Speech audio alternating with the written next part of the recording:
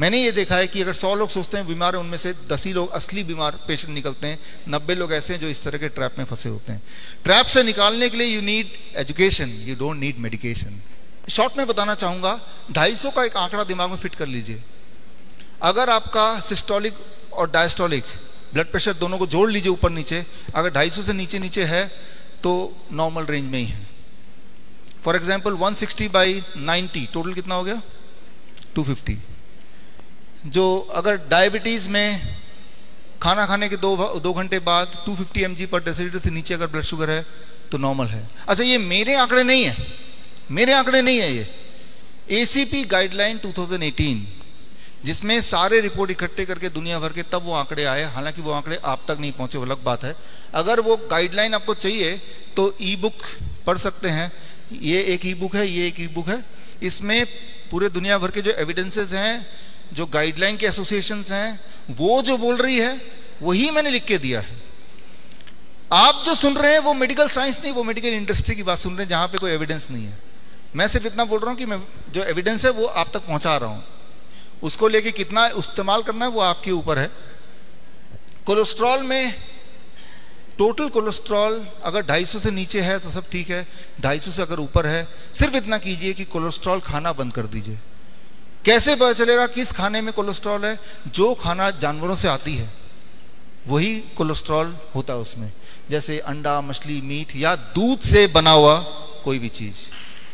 Simple है। भगवान ने प्लांट को, पौधों को कोलेस्ट्रॉल बनाने की ताकत दी नहीं है। काजू पौधे से आता है या जानवर से आता है? पौधे से आता है, तो जीरो कोलेस्ट्रॉल। कैसे पता चलेगा कोलेस्ट्रॉल है कि नहीं? Just ask from where it is coming, that's all, right. तो ऐसा नहीं बोल रहा हूं कोलेस्ट्रॉल कोई दुश्मन है, लेकिन ऐसा बोल रहा हूं कि एक तरह का कोलेस्ट्रॉल जो बॉडी बनाती है और एक तरह का जो आप खाते हैं। बॉडी उतना ही बनाएगी जितना बॉडी को चाहिए।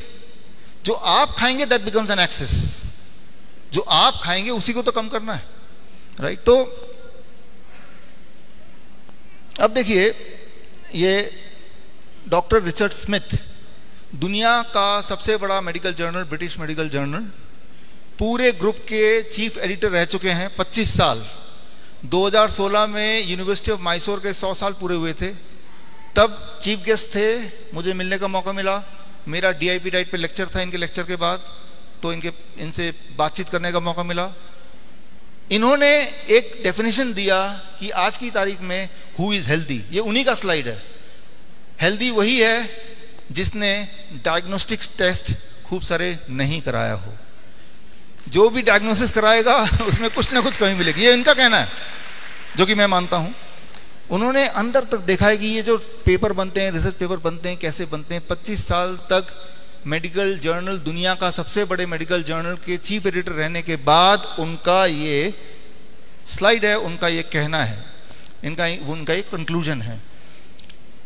तो कंक्लूजन ये है, ये आखिरी स्लाइड है, ये रूल नंबर 1 का, कि दुनिया भर में ये देखा गया है कि जनरल चेकअप, एनुअल चेकअप, कई सारे लोग जो कॉर्पोरेट में काम करते हैं साल में एक बार एनुअल चेकअप फ्री होता है उनको, फ्री है करा लिया। फ्री वाली चीज सबसे खतरनाक होती है, आपने सुना ही है। तो दुनिया में 17 इसमें क्लिनिकल ट्रायल रिसर्च पेपर बने हैं कि जो लोग एनुअल चेकअप कराते हैं इन कंपैरिजन टू जो लोग नहीं कराते हैं, क्या जो लोग कराते हैं उनको इसका लाभ मिलता है, वो ज़्यादा लंबा जीते हैं, उनकी क्वालिटी ऑफ लाइफ ज़्यादा अच्छी होती है। ये क्वेश्चन का जवाब ढूंढना चाह रहे थे। 17 के 17 clinical trials and observation studies को इकट्ठा करके एक मेटा एनालिसिस निकाला, और वो मेटा एनालिसिस आपके आंखों के सामने है। कॉक्रेन डेटाबेस सिस्टमेटिक रिव्यू 2019 में छपा, और ये रिव्यू ये कहता है जिन लोगों ने जनरल चेकअप कराए उनकी मौतें जल्दी होती हैं और उनकी क्वालिटी ऑफ लाइफ कम होती है इन कंपैरिजन टू जिन्होंने कोई चेकअप कभी नहीं कराया। ये क्लियर एविडेंस है, राइट। Thank you. तो एविडेंस इतने सारे मैं इसलिए देने पड़ रहे हैं क्योंकि दिमाग में बहुत गहराई तक घुस गया है कि रोज रोज डायग्नोस्टिक कराओ। खास तौर पे मेरे जैसे इंसान, हमारा पाला रोज ही पेशेंट से पड़ता है, लेकिन रोज ही मेरा पाला 90% नकली पेशेंट से पड़ता है और 10% ही असली पेशेंट से पड़ता है। तो हो सकता है कि मेरा समय बच जाए कि नकली वाले पेशेंट समझ जाएं कि वो नकली पेशेंट एक्चुअली वो पेशेंट है नहीं, उनके दिमाग में घुसा दिया गया कि वो पेशेंट है। आप पेशेंट सिर्फ तभी हैं जब आपके बॉडी में कोई सिम्टम है। याद रखिए, अगर आपको कोई दर्द है, कोई पेन है, नींद नहीं आ रही, डिप्रेशन में है, यू आर रियल पेशेंट। अगर आपको कोई तकलीफ नहीं है, मैं पेशेंट से पूछता हूं कोई तकलीफ है, बहुत सोच के बोलते हैं कि 4 दिन पहले हेडेक हुआ था, तो मैं समझ जाता हूं ये नकली पेशेंट आ गया है, राइट। नकली पेशेंट को तभी नाम दिया गया पेशेंट, मतलब you have to have patience, right. तो आपको समझना पड़ेगा नकली पेशेंट असली पेशेंट में डिफरेंस क्या है। तो और नकली पेशेंट आते हैं हमारे हॉस्पिटल में, भर जाते हैं, हमें बहुत सारा पैसा भी देते हैं, राइट। तो उससे कमाई भी हो सकती है, राइट। लेकिन फिर भी at the end of the day, for the sake of humanity, सच्चाई तो यही है कि हम में से, मैंने ये देखा है कि अगर 100 लोग सोचते हैं बीमार हैं, उनमें से 10 ही लोग असली बीमार पेशेंट निकलते हैं, 90 लोग ऐसे हैं जो इस तरह के ट्रैप में फंसे होते हैं। ट्रैप से निकालने के लिए you need education, you don't need medication. Simple बात है ना। अब बढ़ते हैं ठीक कैसे होना। जो 10% असली पेशेंट हैं, जिनको चेस्ट पेन है मान लो, वो तो असली है ना, कि जब भी सीढ़ी चढ़ेंगे चेस्ट में पेन होगा, they are the true patients. जिनके पैरों में सूजन होती है, they are the true patient. जिनके कोई ट्यूमर है, उनके ब्लीडिंग हो रही है, वो असली पेशेंट है। उन्हें क्या करना है, अब उस पर आ रहे हैं। अगर आपको कोई भी दर्द है, अगर आपको ब्लीडिंग हो रही है, अगर आपको ट्यूमरस ग्रोथ है, तो हम अपने हॉस्पिटल में क्या करते हैं जो आप घर पे भी कर सकते हैं और क्या नहीं करते हैं, थोड़ा सा आगे चलते हैं समझाने के लिए, ताकि आप कंफ्यूज ना हो। हम दोबारा आते हैं द फिश मॉडल। ये एक्वेरियम है, इसका जो पानी है वो गंदा हो चुका है, फिश सारी बीमार पड़ जाएंगी। अब इसको, फिश को ठीक करने के लिए कभी जुकाम हो गया, कभी बुखार हो गया, कभी सिर दर्द हो गया फिश के, फॉर एग्जाम्पल, हम बार बार दवाइयाँ दे रहे हैं और थोड़ा रिलीफ मिलता है, फिर फिश बीमार पड़ जाती है। अगर आपसे मैं पूछूं क्या करना होगा उस फिश के को ठीक करने के लिए, तो क्या जवाब है? देखिए, क्लियर कट जवाब है भाई, पानी बदलना है, फिश को नहीं वो करना है। और फिश को कितनी भी दवाई दे दें वो कभी ठीक हो ही नहीं सकती, ये क्लियर है। प्रॉब्लम फिश के अंदर नहीं है, प्रॉब्लम सराउंडिंग्स में है। आप ये देखेंगे हमारे साथ, अगर हम फिश हैं तो ऐसा ही कुछ हो रहा है।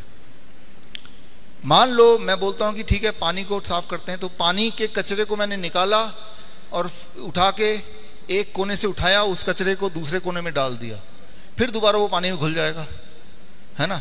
गार्बेज रीलोकेशन ज़्यादातर शहरों में ऐसे ही होता है, इंदौर को छोड़ के, क्योंकि ये क्लीन सिटी है, राइट।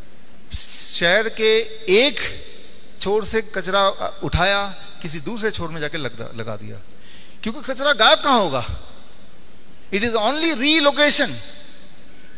स्वच्छता क्या है कि यहां स्वच्छता दिखाना, यहां से साफ निकालो कचरा, एक और जगह पहुंचा दो, चांद पे तो भेज नहीं सकते उसको। रीलोकेशन यही तो होता है ना। हमारे बॉडी के साथ भी ये होता है। एक उदाहरण ले रहा हूं, आपका ब्लड शुगर ज्यादा आता है, मान लो आप ट्रू पेशेंट हैं, ट्रू सच्ची में 300 400, जिससे आपको बहुत तकलीफ होती है, सिम्टम आते हैं, आप पेशाब करते हैं तो वहां चींटियां इकट्ठे हो जाती हैं, ठीक है ना, कमजोरी है आपको, तो आप ट्रू पेशेंट हैं। लेकिन जैसे ही आपने दवाई ली तो ब्लड शुगर चेक किया, ब्लड शुगर भी कम, सिम्टम भी चले गए। तो कभी आपने सोचा वो जो दवाई अपने ब्लड शुगर की ली, उसने ब्लड के शुगर को उठा के मैजिकली कहां गायब कर दिया? ब्लड का शुगर तो कम हो रहा है, ब्लड में शुगर कम है, तो वो शुगर गया कहां? दवाई इतना करता है कि ब्लड से शुगर को लेता है और रीलोकेशन ऑफ गार्बेज आपके किडनी में, आपके हार्ट में, आपकी आंखों के पीछे, आपके स्किन के पीछे, आपके जेनेटिक्स के हिसाब से कहीं ना कहीं आपके जॉइंट्स के बीच में। तो वही वाला पेशेंट कुछ समय बाद बोलता है मेरा शुगर तो नॉर्मल है, लेकिन पता नहीं जोड़ों में बहुत दर्द है। वही वाला पेशेंट 10 साल बाद मिलेंगे तो वो किडनी पेशेंट बन जाएगा, पैरों में हाथों में सूजन होगी, जबकि ब्लड शुगर नॉर्मल था। It is a garbage relocation.